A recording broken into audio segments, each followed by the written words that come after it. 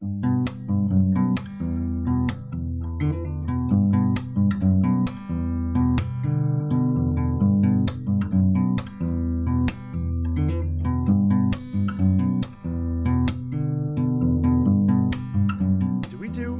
another question that we didn't do. We sort of did because we felt the need to introduce ourselves last episode.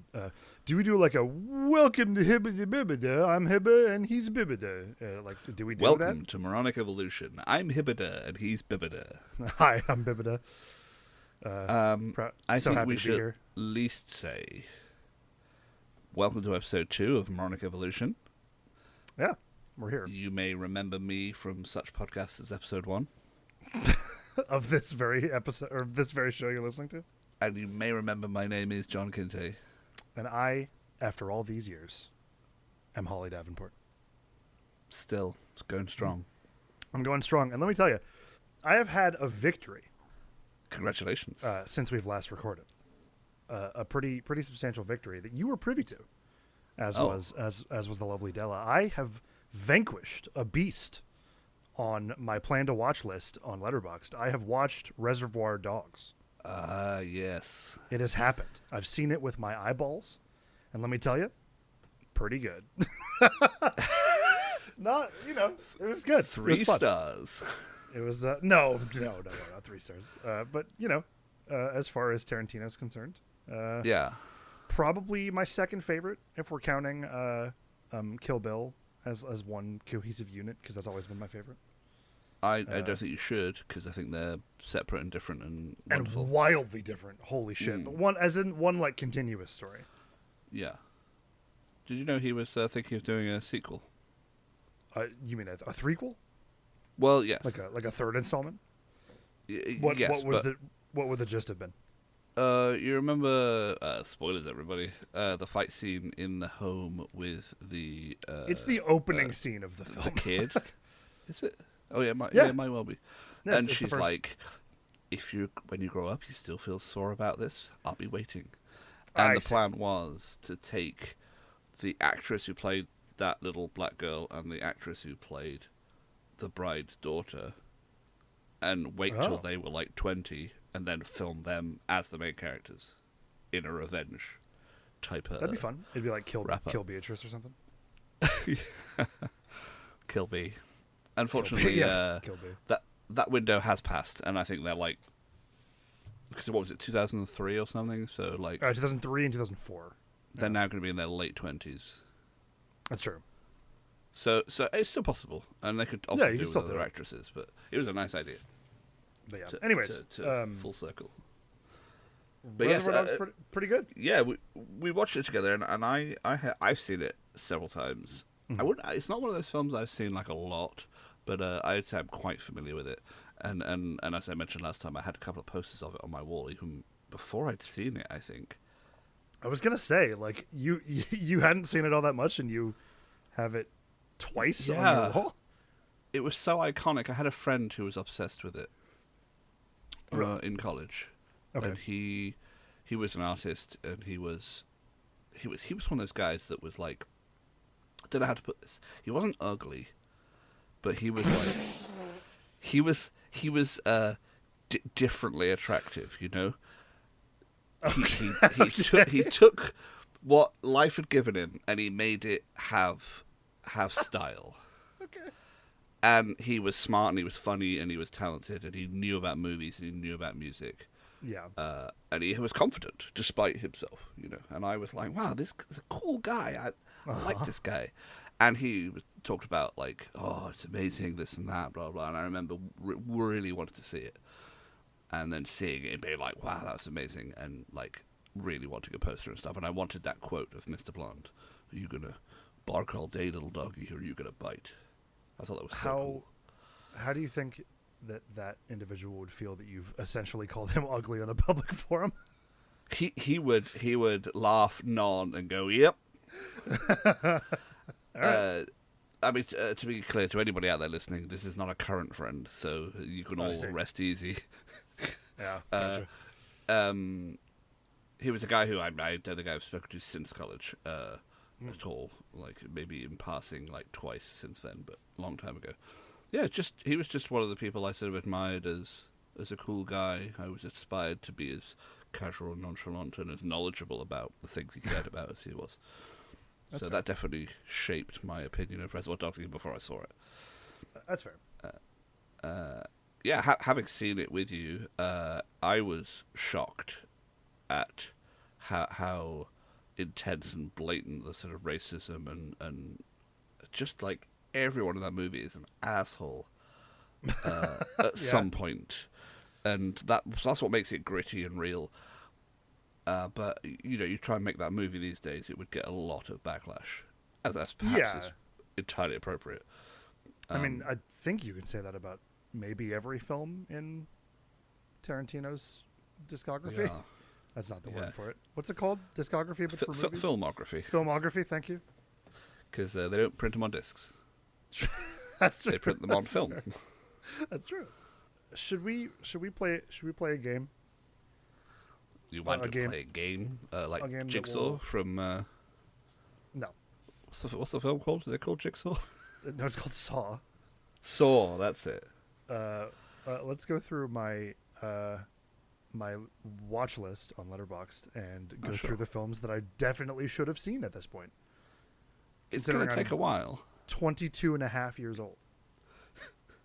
As an American male. Absolutely. Okay. We'll start with some relatively recent ones. Get Out is one that I get shamed for a lot. Yeah, it's very good. Let's see. We have Baby Driver. That's one that people tell me to watch a lot. Okay, so there's going to be a category of movies in here, like Baby Driver, like Drive, like Mad Max Fury Road, where whether you've seen them or not, they are a beautiful mix of action, style, music, pacing, acting, everything together. It doesn't make them like the best movie in the world. It doesn't make them a high drama. They're just satisfying in what they are. Yeah. And people who like them love them, and people who have seen it tend to recommend it. And if you haven't seen it, everyone goes, "Oh!" And Tarantino's like that. He has his style that he encapsulates it with his music, and Baby Driver is so good. Yeah, I've heard that from many people. So for me, that's on the plus list. Like, yeah, you got to see it, but also like, oh, we should watch that. Like, it's a great group watch. It's just great. Fight Club. It's one that I get a lot. I think that was a little outdated. Oh, what, Fight Club? Yeah. It's maybe controversial. When I was in college, like however many years ago, it was like the film because it was snappy and clever and whatever, and it was philosophical. It was based on a book that was different to the film and also philosophical. Yeah. It's just sort of smacks of like masculine desperation these days. It's like, oh, come on, it's not that. Yeah, that's fair. It doesn't have to be that dramatic. Just get. So you're saying it doesn't hold up from when it initially came out? I don't think it does. It's still good, but like its sort of underlying philosophy is a bit outdated now, and it just makes you a bit cringe a bit. Like everyone's trying to be so macho, and you're like. But sorry, I spoke over you. You said Django. Django. Yep, Django. As in the original cowboy. Both. Never seen either. I saw the first half of Django Unchained, and was having a lot of fun, but was also kind of like, this is really intense, and I'm not exactly sure why. And then the second half started getting unimaginably intense, and I stopped because I didn't want to watch it anymore. Yeah, it doesn't pull any punches. No, it doesn't. Tarantino does not do that. It's a weird mixture of historical drama and revenge movie. Yeah. Which sometimes works really well together because, there's a lot of people who had very terrible things done to them in those time periods and they deserve some retribution. But the way Tarantino does it sometimes misses the mark, I would agree with that. In among all the humor and style. But all right. Django itself is like quite dated now, but it's got a style, and I can absolutely see when you look at it like that someone watching films in the 60s or 70s would go, "Wow, that's so cool." Yeah, totally. Because you know the premise of Django at all? Is it at all similar to the Tarantino one? Not really. Okay. The gimmick is that this guy is super tough, and he drags a coffin behind him everywhere he goes because Jesus. he has someone to put in it. Like, that's his like thing. I see. Okay. But in it, he keeps a Gatling gun. So Okay. he's like walking around with his 6-shooters, and when he gets into fights, he generally does pretty well. But when he's really pinned down, he lifts that lid, gets out the Gatling gun, and just mows out Jesus. people, and then carries on walking. So he's like the ultimate badass. But it's a real simple plot, really. I mean, it's just a cool idea put into a cowboy movie. It's an experience. Sure. And then Django becoming unchained and going on a rampage. Like, you can see the thought path there. Sure. I'm going to list off a bunch of them, because if we stop and talk about every single movie, we're never getting through this episode. No, we do not. No, that's a bad idea. Okay, ready? Let's go. Oh, yeah, good one. I'm going to go through a lot, and then you can pick.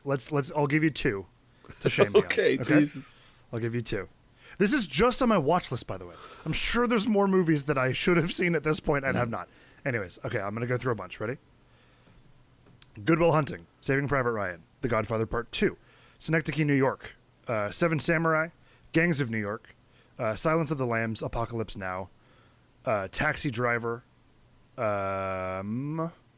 Psycho, Perfect Blue, Mad Max Fury Road, Whiplash, Once Upon a Time in Hollywood, A Clockwork Orange, Dallas Buyers Club, One Flew Over the Cuckoo's Nest, Seven, Dead Poets Society, what else is... Oh, Full Metal Jacket, Fargo, Unforgiven, Alien, any Alien film, okay, this is going to be the worst one. Any spy film. I have never seen any spy film. I have never seen a James Bond of any kind. I have never seen a Mission Impossible. I've never seen any of the Bourne films, which I know are kind of whatever, but I've never seen any of the Kingsman films. I've never seen a spy movie. I'm sitting here trying to process what I might want to talk about. Trying to pick the two. If you could have seen my facial expression, because like each one as it passed, I was like, oh well, there's that one, and then I was like, oh, I gotta watch that one. So you mentioned I'm gonna pick more than two. I'm sorry, but you okay, all right. You mentioned Saving Private Ryan and Apocalypse Now and Full Metal Jacket, 3 absolute behemoth monolithic war movies, all different, all great. Highly recommend all of them. But there is such a different thing to recommend to things like One Flew Over the Cuckoo's Nest and A Clockwork Orange, which are like small, social, brutal, rather than the large, worldly, brutal. And then you've got other stuff in there which is all whimsical and different. And yes, you know, like it's this. I mean, like Dead Poets Society is another one of those that hits you right in the feels. Man, it's... Yeah. But it's not something I'd recommend to everybody. Yeah, sure. Someone like you who is into literature and stage performances, whether they're musical or otherwise, and it would love Dead Poets Society. Yeah. I've forgotten half the others that you mentioned. But can I add another one that I forgot to say? Yeah, sure. The Shining.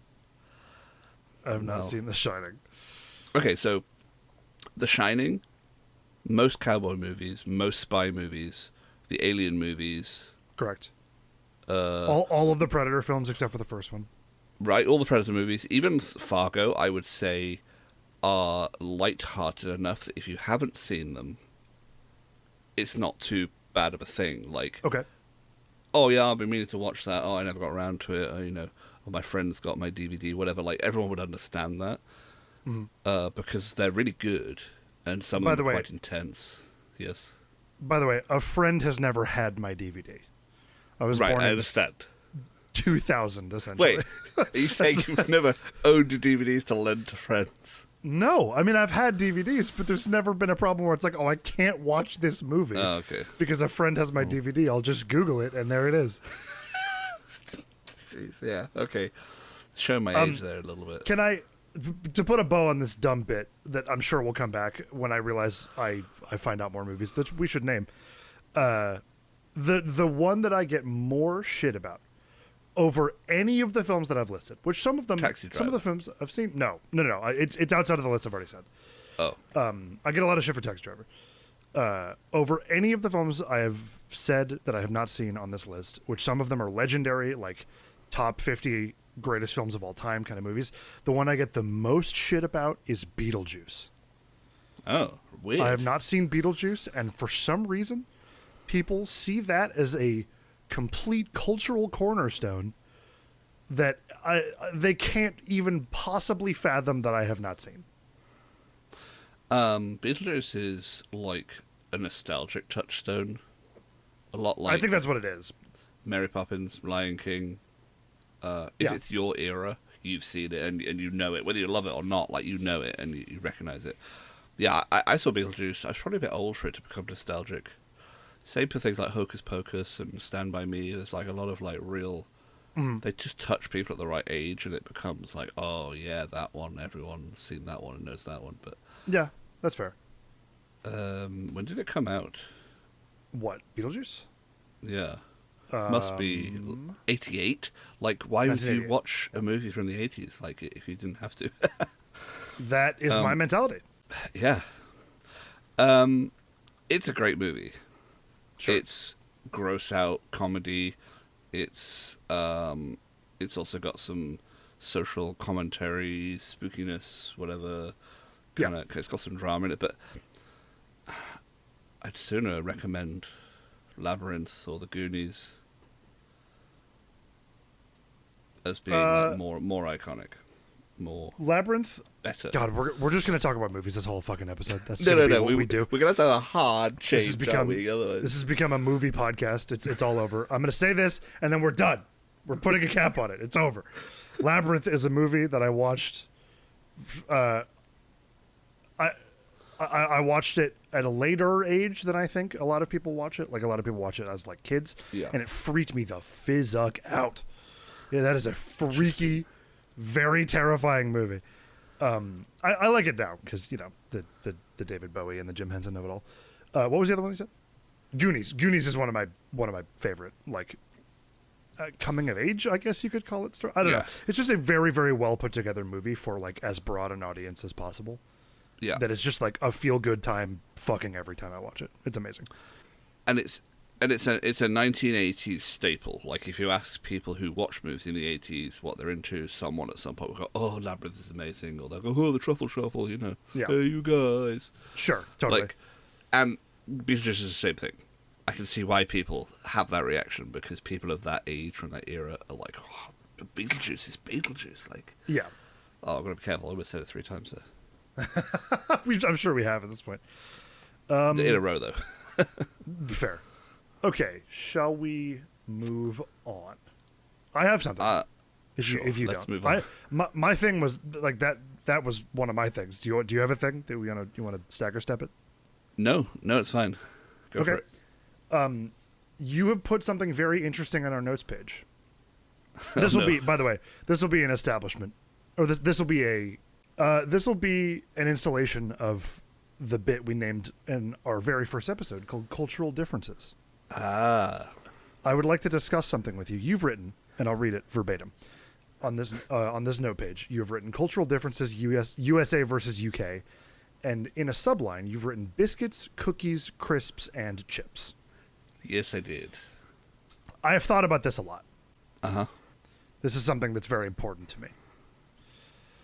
I think, over many an argument, with you, with other people from England, with other people in America, a lot of people, I think that the debate between chips, fries, and crisps is that crisps is a better word for what we would call potato chips.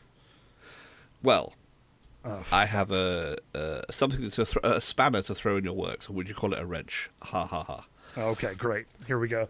A potato crisp is a slice of potato that has been crisped through frying. Yes. A potato chip is a reconstituted potato mash that's then been cut into chip shapes and fried. So that's a Pringle. A Pringle is a chip, not a crisp. A Dorito is a chip, not a crisp. Whereas a crisp is like Lay's, or a kettle chip. You can see the potato structure. That's a crisp, to me. So if you go to the UK and you say, "Hey, let's get chips and dips," which people do, they mean Doritos or tortilla chips. Whereas if you say, "Oh, do you want a packet of crisps?" they mean Lay's or whatever. Right. So, to me, it's a logical, like, because when you make tortillas originally, they're like, like a batter, and it's bread or whatever. And Yeah. there's no edges. Whereas when you start to mass produce them, they have absolute huge conveyor belts of non-stop dough that they cut circles out of. Mm-hmm. And what's left around the edges are the tortilla chips. And they break up the surround around the circles and turn them into a separate product that they can then sell as chips. Right. That's where the term comes from, and then they made it into a totally separate, also manufactured product like Doritos. Well, yes, okay. But I think I'm talking about the base meaning of words, right? Right. So, like I was saying, crisps is a better word for what we in America would call chips, which is from what it sounds like, is a much broader. It's a much broader category in America than it is in the UK. A chip, it is. Or I'm sorry, a crisp is a much more specific thing to you than it would be to me. I think it's more specific to me than most British people. Right. A lot of British people would call Doritos crisps as well because they're used to the idea of it. Yep. But if you look at the packets, they don't say crisps on Doritos. Right. Whereas they do on Lay's. Where America has the leg up is our word for fries is better than your word. This agree. This is the conclusion over years of debate that I have come to. Is that I think that crisps is a better word for what we call chips. However, fries is a better word for what you call chips.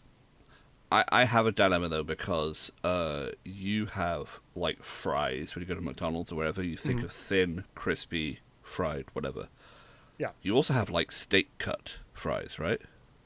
Yeah, but they're still fries. Or steak cut potato or home fries, whatever. Whereas in the UK, we have many fast food restaurants that have made the divide over the ocean, and we call those fries. When you order them, you're ordering fries from McDonald's. Really? Whereas if you go to a chip shop, they're chips because they're different. They're softer, they're bigger, they're cooked differently. But most people, when talking about in general, would say, "Oh, I really like chips." But actually, if you look at the packaging, once again, it says fries and chips separately, different things. So if you were to go to a McDonald's right now, Yeah. you would order fries. Yeah. How? So very fascinating. And people gloss over that so quickly because they're like, Yeah. Of course not. No, I eat my chips and my crisps." Right. When they sit there with their McDonald's fries and their Doritos that clearly say fries and chips on them. Interesting. Biscuits and Cookies is a slightly different. There is a crossover. You have shortbread, right, in America? Yeah, sure. Well, we would call them shortbread cookies, is the thing. We would call it shortbread biscuits. And you have Oreos. Right. And Oreos they have a 0 sort of moisture content to the biscuit cookie part of it, if you ignore the cream filling. Yeah. That's pretty much what a biscuit is in the UK. It's like a cookie, but they're dry, usually molded, and they are cooked until they are brittle, like biscuit firing clay. That's where it comes from. So it's like a biscuit. A biscuit is a dried out pulp of something. So you get paper or wood biscuits for firing, for burning in fires and stuff. Whereas a cookie is cut out, right? Cookie cutters. Yeah. So you make a mix. You might make a ball rather than cutting it out, or But that's where I think the difference is. Once again, this is me trying to be logical. I think that's where it comes from. But most people just go, they're all cookies or they're all biscuits. Sure. I guess where the divide is, I don't I'm not passionate about the word cookie. Like that's I don't know. Sure. It's just that's not a term that I'm like gonna die on a hill for. However, biscuit to me, just because of America is the environment that I've lived in my whole life. Biscuit is a word that means something soft to me. Interesting. Like a biscuit, like a biscuit. Like when I hear the word biscuit, I think of buttermilk biscuits. Like a biscuit sandwich is like a soft, flaky, and/or like crumbly, like breadish thing. Very thick, dense bread type thing. Like biscuits and gravy. Like we were talking about it last episode. Like that's the thing I can make well enough to. Sure. And you and I have discussed before that the biscuits and gravy is more similar to a British scone. It's a flakier, lighter, bigger, more like, it's a different, totally different product to a cookie or a biscuit here. Right. And I think where the issue comes in there is that because you already use the word for something else, the meaning of biscuit being a soft, flaky, whatever, has overtaken the original meaning of biscuit, meaning like a flat, dry, crisp thing. Whereas, so it comes down to, well, we've been using the word biscuit for 14 centuries, my dear. Sure, you're right. I'm not here to debate. I'm not trying to reclaim the word. I'm just and by no means am I saying that tradition rules, because like I think progressive changes are nearly always for the best. Yeah, for sure. So like usually that's reserved for more important issues than naming foodstuffs, perhaps. but But like I'll happily walk into a McDonald's and order fries because that's what they are. Sure. And if someone told me, I'm afraid you have to start calling these things Southern biscuits and these things British biscuits, I'd be like, I can see the reasoning there, whatever. Mm-hmm. But if I go visit America and I go into the South and I order biscuits and gravy and I get like a rich tea with some Bisto on it, I'm gonna be very confused because I know that it's not what it is. It's scone with sausage gravy on it, essentially. Because the gravy you're referring to is a like a bechamel based like white sausage meat gravy, right? Okay, I don't know what that word means, right? Bechamel is one of the French mother sauces. It's flour, butter, and milk. It's a white sauce, basic white sauce. Oh. And then you put sausage meat in it or whatever, and you get sausage gravy. Or you put cheese in it, and you get a sauce mornay or a cheese sauce. Or you put it in a lasagna. Like it's a white sauce. It's the most basic of the non-vegetable based sauces. And if you want a gravy, traditionally in the UK, you brown the flour so that you get and you put meat juices in it, so you get a brown liquid rather than a white liquid. Okay. Whereas sausage gravy the flour is not browned, so it comes out very blonde. So when you see an image of this lumpy white gravy, which is delicious, I've made it myself, on what look like scones to a British person, they look at it and they go, how on earth is that biscuits or gravy? They'd expect to see little flat, dry discs with brown liquid all over them, Which probably wouldn't be lovely. Which would be horrendous, and I would never want to get it if I ordered it. Like I said, if I got rich teas with Bisto on it, I'd be like, no, what is this? Yeah, not great. But yeah, I won't go too far into it, but there is another little addendum. Jam and jelly and Jell-O is often a big one. What's the divide there? Jell-O is an American brand of pectin or gelatin. What's the right? term? Yeah, gelatin dessert, pudding, whatever.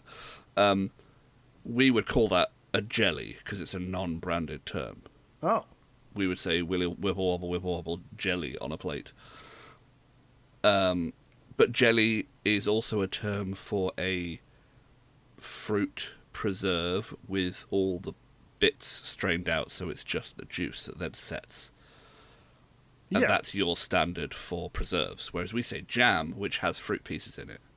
Okay. So we have both jams and jellies here, and you have both jams and jellies in America, but when you talk about the group in general, you say jelly, and I say jam. Which sure. Then the confused comes in, because I want to say jelly for Jell-O. And that's where you go, well, what, you mean like strawberry jelly? And I'm like, no, I don't mean strawberry jam. I mean... But that's fair. Whether you talk about whole fruit, chopped fruit, strained fruit, fruit rinds. They all have a different name within that preserves category. Yeah. Because like marmalade is rind, and conserve is whole fruit, and I think the point goes to the UK in this one. I have gone my entire life not knowing the difference between jellies and jam. Like I've never once known what makes that distinct. Like, and you're saying that you guys refer to jelly as more of a Jell-O thing. Yes, yeah. So the only reason I know is because I've met lots of American people online and had this argument with no backing. And I've gone and researched it so that I can have this conversation and be like, actually, if you look at the fine print, this is a jam. It's partially like I don't really care what people call it as long as you understand. But there's absolutely a set of people who go, oh, what? What are you saying? You want to put what on your toast? You want to put jelly on your toast? It's like, no, they want to put jam on their toast. You're just being obstinately, ignorant. Let's just get rid of the word, right? All the words. Let's just call it. Let's say Smucker's strawberry stuff. Except on the we jar. don't have Smuckers here. Oh, for fuck's sake! You have to. I think you have to just go with what you call like portmanteau words, so it becomes preserved strawberry spread, all one word. Oh, okay. Pres straw spread, and then Pres rasp spread. Yeah, but everyone knows exactly what it is.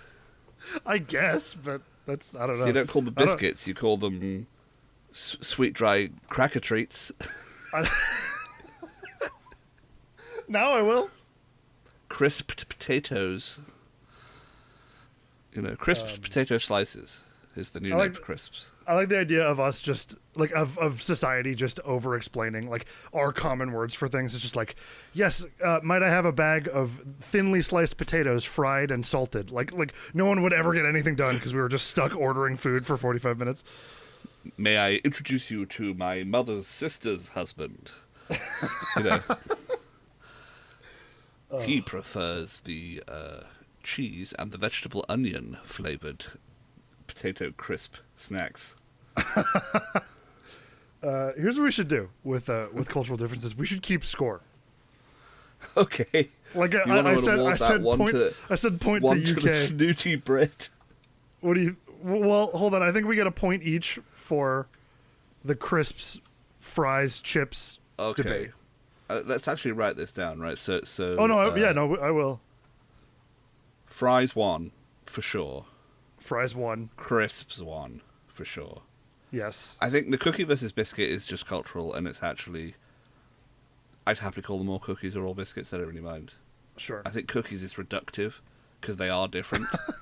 Yeah. Like not every cookie is a biscuit, but every biscuit's a cookie or something. Like not every drug's medication, but every medication's drugs. That's very existential. And jam and Jell-O, it's just people don't know. Right. And even I didn't know. So we'll call it. What do we call it? I call that 1-1 actually. Well, no, I'm giving you a point for the jams jellies thing because that makes more sense than what we do. Okay, I'll take jam 1 as well. So it's 2-1 to the UK. It's 2-1. So we'll start the next cultural differences with two for UK, 1 for USA, and we'll just keep score. Like it's like a competition, like all things. Who is better? Read a subtitle for this, like cultural differences, battlefield, or modern warfare. Modern warfare? No, we can't call that. We can't call it modern warfare. What else could it be? How about just which culture is better? Cultural dominance. Cultural dominance is pretty good. That's still bad. I mean, this is still going to get us in trouble, but whatever. Well, I mean, how about the winner gets to decide? End of the first season. Yeah, let's do that. So to distinguish this from a suggestion that one of our listeners has kindly written in about cultural differences, we got cultural dominance, which is about who is correct. Sure. But a friend of mine who goes by the name Oblivious Ostrich suggested you reacting to me saying very British phrases. Oh my God, we've been doing that ever since we've known each other. We have. When I saw the suggestion, I thought this works well because you also have watched a certain YouTube channel which does quizzes about slang, and Right. you've come to me with like, is this true? Is this what it is? Like your reaction to it is genuinely fascination and shock that really is that actually a thing? So I'll be honest. My relationship with you and my relationship with Fayus, who is Yes. our mutual friend who actually made the theme music for the show, who I'm sure we'll credit again later. My relationship with you was solely to make me understand why you people say the things you do. Yeah. I don't get it. I don't I only understand have one it. example here. Okay. But Ostrich says phrases like, I'm just popping to Poundland. For fuck's what are you talking about? So, What could that possibly mean? well, what do you think it means? Does it mean having sex?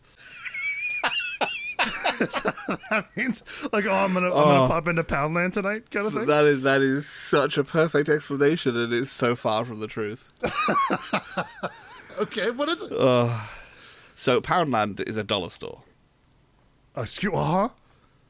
So we have pounds instead of dollars, and Poundland is a brand of dollar store. Okay. So you might have Dollar Tree. You said or dollar whatever. store. I said yes. Yeah, we have Dollar Tree, and then we have So like the we- 99-cent store. And we say pop as in like a quick trip too, because we can walk to them a lot of the time. So if you live in a town centre, I'm popping around the corner. I'm gonna pop to the Poundland and get some Kinder eggs, or whatever. Yeah, but you can when you say it understand out of context- why. I Oh, think yeah. that's what it is. Absolutely, and I'm sure there are thousands of these. Oh yeah. Here's what I'll do. I will go back and review our previous lists, and I will come to you, the next cultural differences with That sounds excellent. with some words that just enrage me. So we need a title. So we got cultural dominance. We changed the second word there. How about we go for like something differences, beginning with a C, like a confusing differences or something. Like colloquial differences? Yeah. As much of a mouthful that is, because it's all colloquial phrases, right? Yeah, and that's so we can have cultural differences as a general header, and then Sure. we can As find like an some umbrella. snappy. Yes, find some snappy. Can I just say how absolutely stupid this is? Like this is like You're welcome. the process of naming shit, like naming segments and shows and stuff, is Yeah. always like horrendous and grueling and should never be revealed to the audience. And the entire format of our show is just wing it. Here it is. Here's the process, idiots. And then almost invariably we're gonna have to say, what do we call that? Yeah, And I someone know. says, a big fun game. No, wait, hold on. 2 countries, 2 guys. What do we call it? An ocean apart. That's beautiful. That's romantic. Linguistic voyages. Okay, stop saying names because I've already forgotten what we called it. Well, luckily we are recording this and revealing the process to the audience, That's true. so we can go back and listen and go, "Wow, we are geniuses." We called That's it fair. phonetic fuck-ups. Are you writing all these down? No, not even slightly. Ugh. Okay. All right. We have more to I cover. wrote down cultural dominance. No, that's good. That's good. I like culture now. We have more to cover, and we are already like 38 minutes into the episode. That's true. Okay. A revisit from last episode. One that you said that you didn't have an answer to. Maybe you have in the last 40 minutes. What is your favorite piece of media ever? Yeah, this question popped up last time, and I was reeling at the concept that someone Sure. could just go, "Oh yeah, I think it's Star Wars Episode 3," or Boy. something. I'd like to meet that person. Yeah, for various reasons. But like that someone would have that singular-minded confidence to say, "Yeah, my favorite piece of media is Act 3 of King Lear or something." Sure. I just have too much breadth of Well, appreciation. because for that is anything. That is paintings. That is art. That's music. That's movies, TV. That's books. That's the poster that you saw for the bakery down the corner. Like that's anything. And I'm pretty confident in mine because it's I fell in love with it the minute I consumed it. But with someone like you who's consumed more media than I will ever in my life, how do you pick? I mean, I'm not pressuring you. I'm not pressuring you to answer right now, right? No, Because it's the biggest. And that's why this is on the list, because I know I don't have an answer to it, but I find it really interesting. I want to hear something at some point. I want to hear something. I could probably give you a favorite painting. I could maybe give you a favorite book. Certainly, currently. Sure. Movies and music would be so hard. I don't think I can narrow it down in the next 20 minutes or whatever. Yeah. Stage plays, I could probably give you a favorite. I love Les Miserables. Oh, really? And seeing it on stage is probably like my... I mean, yeah, I'd have to go with that as like a musical or a stage performance. Mm-hmm. I love the Kingkiller Chronicles, and I think they do remain my favorite book. Okay. Which sounds like a kind of a cop-out since we talked about it so much last time, but they are genuinely, at least within speculative fiction, are definitely my favorite series. I mean, they're unbelievable. They're different. They are. Yeah. Painting-wise, After Lunch by Patrick Caulfield has always been a painting which I absolutely love. It's actually not too dissimilar in tone from our own podcast's artwork. It's blue with black lines. It is a cafe scene painted in blue tones with heavy black, very neat lines drawn over the top around all of the chairs and the plants and the windows. So it's very graphic. I mean, graphically styled, not like violence and sex everywhere. Well, no. I will put it, by the way, in the YouTube video. So if you're watching on YouTube right now, there it is. You're looking at it. And I discovered this when I was in college, and my sister bought me a print of it, which I still have framed in my art studio. And that sounds so pompous. I have framed prints of my art. For those who don't know, I have a studio. It's like literally like 6 foot by 10. It's tiny, and the only wall space I have this one print on. Yeah. But because I genuinely appreciate it, and I've seen the original at the Tate Modern in London, and it was amazing. So neatly painted. It was everything I aspired to get out of artwork, and it still remains definitely at the top for me. So as a piece of media, that's like the most definitive within its category. Okay. I didn't expect you to have anything. I figured you'd have to think about it for multiple episodes. Once you pointed out that it was different categories, that's my shortlist. I had to pick one from each, whatever, like movies, I don't know, like that's still music. That's probably something by Pink Floyd. Pink Floyd have a very precious place in my heart. Actually, yeah, I'm gonna lock it in for music. It's "Shine on You Crazy Diamond" parts 1 to 10 by Pink Floyd. Okay. They are beautiful and heartrending and mesmerizing and meditative all at once. They're both a love letter and a eulogy to a friend. They have such meaning and such power to them for me, because of the meaning they have for the band. And I've fallen asleep listening to that song so many times. It's like 40 minutes long, all the parts together, and I just love it. It's so good. That's very cool. Yeah. Yeah, I'm impressed that you could come up with anything, with how much just raw media you have consumed. Yeah, and I think the key to it really is what spurs you on to listen to more. What makes you think there's stuff like this out there? I want to see more. And also, it's what makes you keep coming back to it, saying, I've gone and looked, and there's still nothing that's beating this. And for me, going back to that painting, going back to that song, going back to those books, it definitely rings true. Okay. Yeah. Well, there's an answer. Well, I did not expect that to be so definitive. No, neither did I. Wow.